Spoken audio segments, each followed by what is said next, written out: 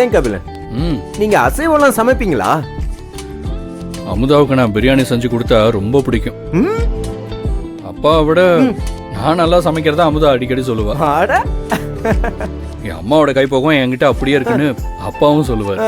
கபிலன், நீங்க சமைப்பீங்கன்னு எனக்கு தெரியும், ஆனா பிரியாணிலாம் செய்வீங்கன்னு எனக்கு தெரியாது, அதுவும் அம்மா கைப்பக்குவத்தோட.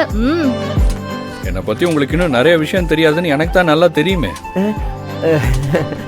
கபிலன், ஒரு நாள் நம்ம வீட்ல முழு விருந்து சமைச்சு போட்டு எல்லாரையும் அப்படியே அசத்திரணும் கபிலன். எது இந்த வீட்ல? அதுவும் நல்லா அசத்தல. அதுக்கெல்லாம் வாய்ப்பே இல்லைங்க.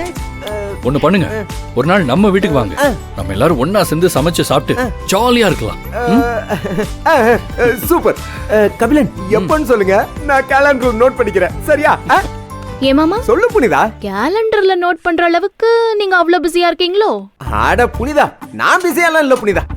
வீட்லயே வெட்டியா இருக்கிறதால மறந்துடக்கூடாது பாரு, அதனால சொன்னேன்.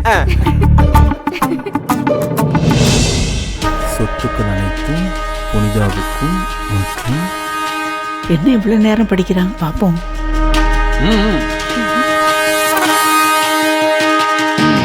ஏங்க, என்னங்க மணிகண்ட முகமே மாறுது? ஏண்டே, தான் வாசிச்சுக்கிட்டு இருக்கிறான்ல, கொஞ்சம் பொறுமையா தான் இரு. ஆனா ஒண்ணுடி, எனக்கு கூட அதுல என்ன எழுதிருக்குதோன்னு ஒரே தவிப்பா தாண்டி இருக்குது. வேணா ஒண்ணு செய்வா, அதை அவன் கையில இருந்து பிடிங்கி நான் வாசிச்சிருவா. சும்மா இருங்க. டேய், ஆக்க பொறுக்கிறவன் ஆற பொறுக்க மாட்டியா? பாட்டி, அம்பலத்துக்கிட்ட இருக்க டாக்குமெண்ட்ஸை போட்டோ எடுக்க சொன்னப்போ எனக்கு கோவமா வந்துச்சு. ஆனா இப்பதான் எனக்கு புரியுது. டேய் மாப்ள, உனக்கு மட்டும் புரிஞ்சா போதுமாடா? என்ன இங்க நாங்களும் தான் நிக்கிறோம்ல, எங்களுக்கும் புரியுற மாதிரி கொஞ்சம் விளங்கத்தான் சொல்ல. எங்க அப்பாவோட சொத்து எல்லாமே அவருக்கு பிறகு புனிதாவுக்கும் கபிலனுக்கும் மட்டும்தானா?